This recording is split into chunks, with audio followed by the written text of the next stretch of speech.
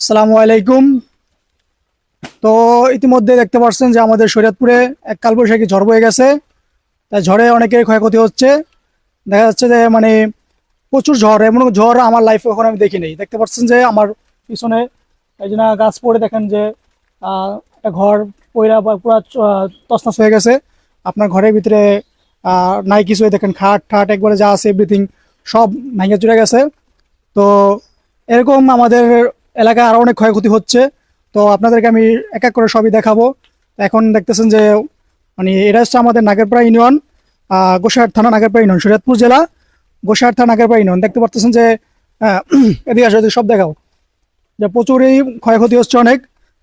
তো আপনাদের যারা দেখতে পাচ্ছেন যে আজকে অনেক ঝড় অনেকটা কি ঝড় বইছে এটা বলাবো, বলে বলতাম না।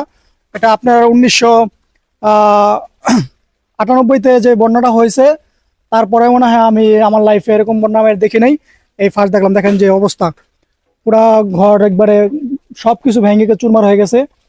তো তাদের আপনাদের কাছে একটি চাওয়া যে আপনারা তাদের জন্য দোয়া করবেন যে আল্লাহ রহমতে কোনো মানুষের ক্ষয়ক্ষতি হয় না, আল্লাহ দিলে সব ঠিকঠাক আছে। কিন্তু কোনো জিনিসপত্রই ঠিক নাই, সব ভাঙে চুরে গেছে। আল্লাহ রহমতে এর কাছে আল্লাহর কাছে লাখ লাখ শুক্রিয়া যে কোনো মানুষের ক্ষয়ক্ষতি হয় নাই। তো এরকম আরো অনেক দুর্ঘটনা ঘটছে। তো আজকে যত দুর্ঘটনা ঘটছে আপনাদের সাথে তুলে ধরার জন্য চেষ্টা করব।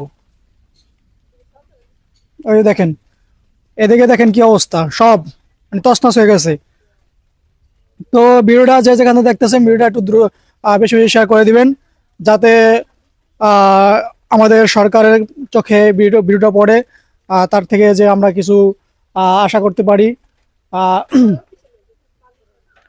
অনেকের অবস্থা খারাপ, দেখতে পারতেছেন যে যদি এরকম কেন এখন বর্তমানে অনলাইন প্ল্যাটফর্মে অনেকেই অনেক সহযোগিতা করেন। যদি এরকম কোনো মানবিক ব্যক্তি থাকেন তাহলে অবশ্যই আমাদেরকে একটু যোগাযোগ করবেন, ঠিক আছে? দেখেন একবারে বাড়িতে কিছুই নাই, পুরো একবার শেষ, একবার অবস্থা পুরা কাহিল, ঠিক আছে? একবার দেখেন যে পুরো অবস্থা একেবারে কাহিল। একটু ভিতরে, ওখানে যাই, ভিতরে এটা দেখো, ঠিক আছে?